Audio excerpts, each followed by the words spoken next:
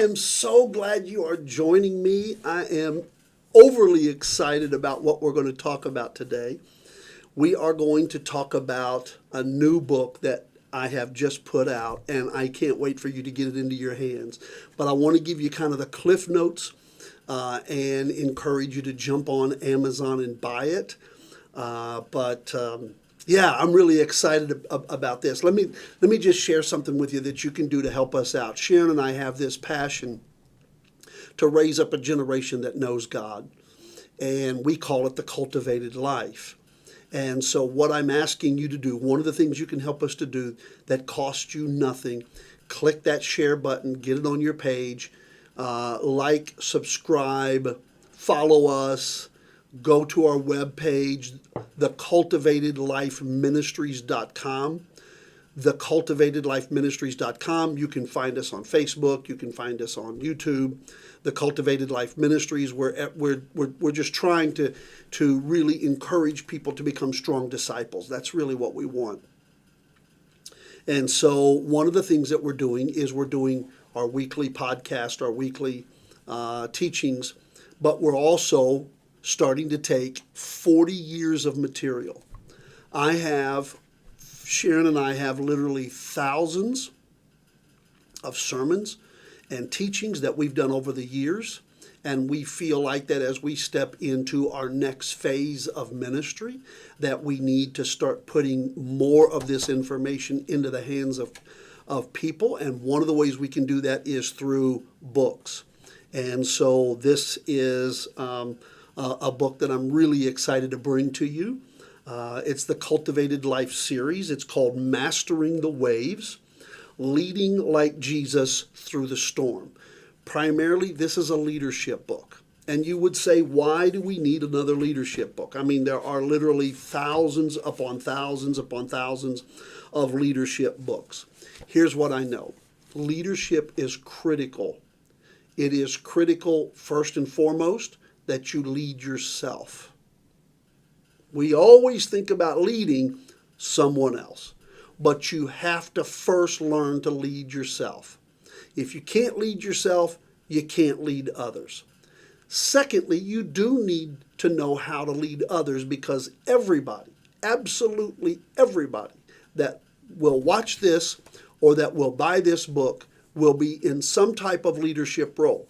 Now, you may be a homemaker with 3 kids and say, I don't have a corporate job, I don't have a team, it's me by myself, taking care of 3 kids around the house and getting homework done.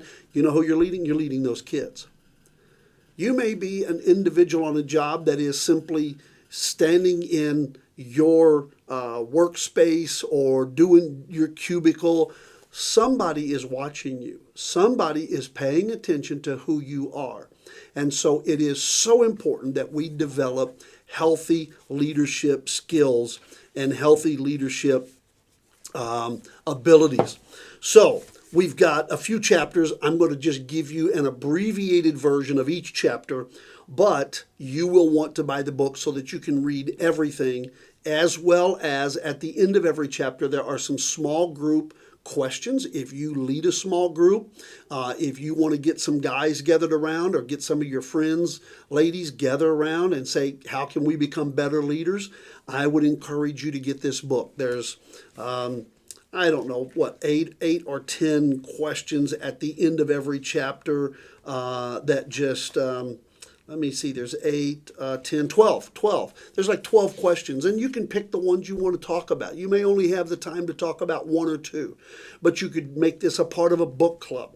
So let's talk about leadership. Mastering the waves, leading like Jesus through the storm. So I take the story, the premise of this book is that I take the story of when Jesus sends his disciples across the water, and then he goes and calms the waters, right?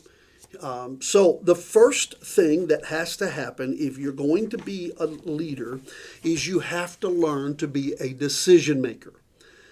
Indecisiveness is the greatest hindrance to most people being leaders. They just can't decide, right?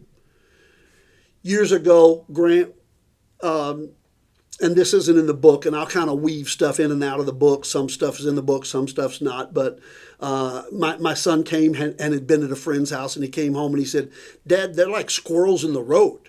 And I'm like, "What do you mean squirrel in the road?" He said, "It's like they can't make a decision. They get in the middle of the road and they're looking right and left and right and left and right and left, and they don't know what to do." Let me tell you something. Jesus was a decision maker. He could walk into into a situation and assess and then make a decision in the moment. Every decision you make may not be the right decision, but you have to be a decision maker. I talk about how to do that. Secondly, you have to have direction.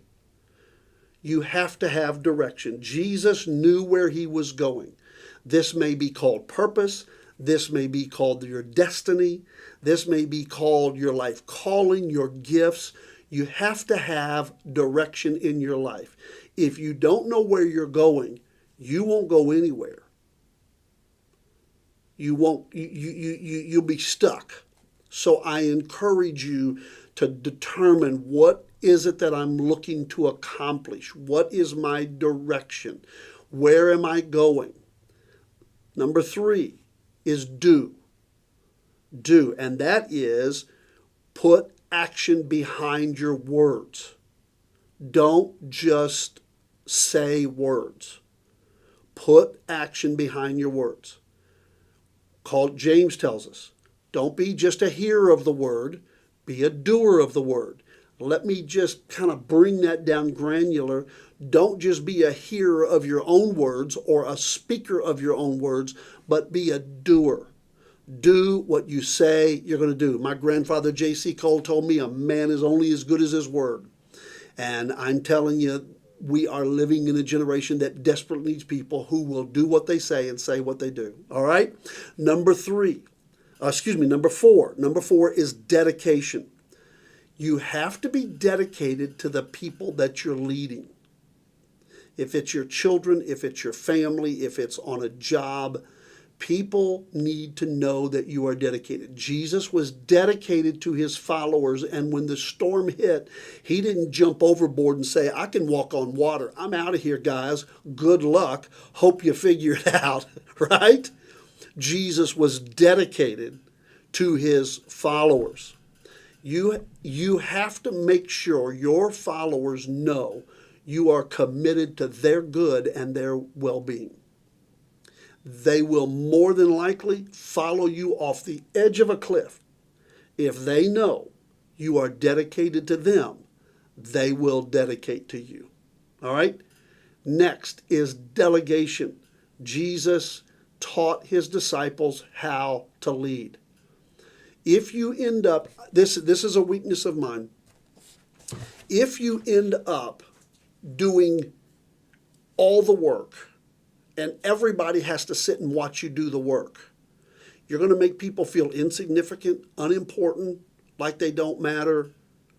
You're going to, you're going to chisel away at their self-esteem, and they're going to disappear because nobody wants to feel worthless. Jesus took the time to delegate to his disciples to say, "This is it. This is what I need you to do." If it's your children, if it's your employees, if it's your friend, you're working on a project together, delegate. Next is determination. Jesus refused to be stopped by the storm. Now, I don't know what you're leading or what your focus is, but there will be storms. If you're raising kids, about every 12 minutes, there'll be a storm, right? Kids will wear you down. Am I the only parent who has a kid who will peck them on the shoulder and say, "Daddy, daddy, daddy, daddy, daddy"? I said, "So help me, if you say daddy one more time, I'm going to lose my mind," right?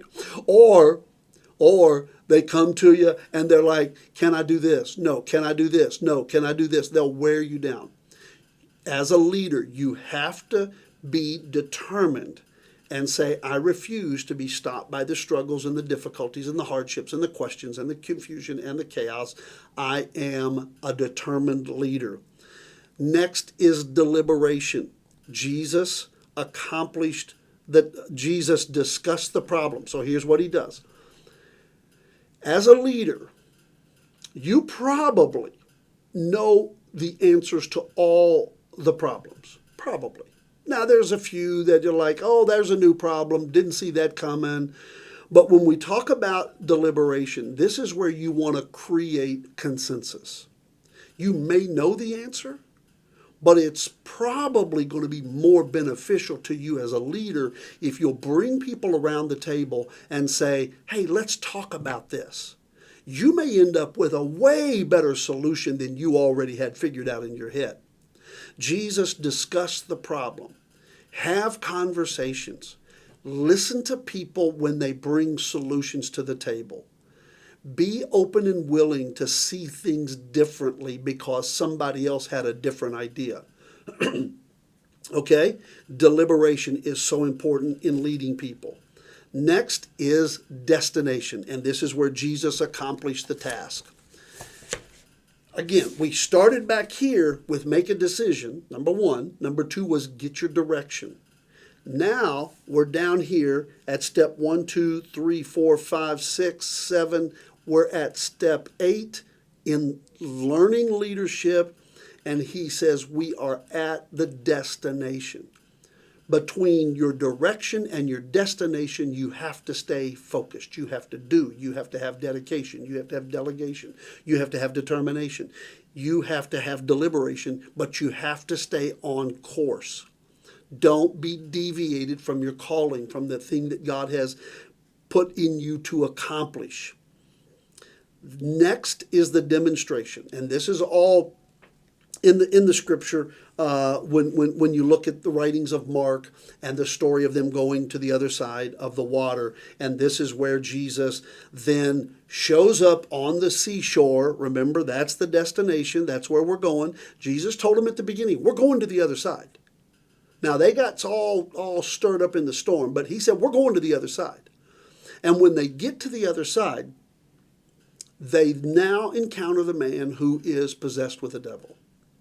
And Jesus demonstrates his power by reaching the destination that he was called to do. I want to say this right. God will never call you to a place to sit idle. Now, you may sit idle for a moment or two on the journey, but God will never position you in a place to do nothing. He wants you to walk out your gifts. That's the demonstration. He wants you to walk out your anointing. He wants you to walk out your calling. He wants you to accomplish the task that he's laid out before you. And so that's an extremely important piece. But here's the last piece, is deliverance. Jesus healed the demoniac. He delivered him from the torturing spirits that were resting upon him. Now, like I said, this book, you can buy it on Amazon. I'll put the link in the comments below, and you can click that link, go on to Amazon, and pick this up, buy 2 or 3 of them, hand them out to your friends and neighbors. But let me talk about this deliverance piece. I have not been set free so that I can sit and just gloat and rejoice in my freedom.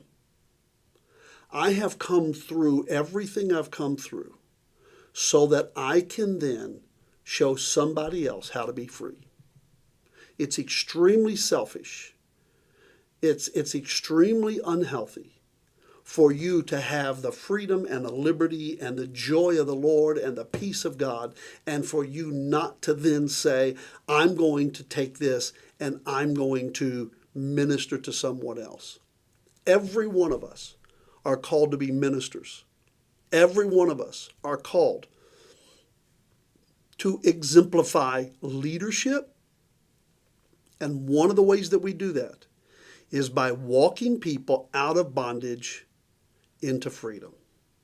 Walking people out of hopelessness into hope. Listen, I hope you'll pick up this book. I hope you'll jump on Amazon, buy a few of them, make it a group study. sit down and talk about it, because I want you to walk in the fullness of your purpose. I want you to reach your destiny. I want you to accomplish everything God has for you to accomplish, and I believe this book can help you do that. Hey, thank you for joining me. As always, share this, follow, like, subscribe. Let's get the word out, and let's do what God's called us to do. God bless you. I hope you have a great day.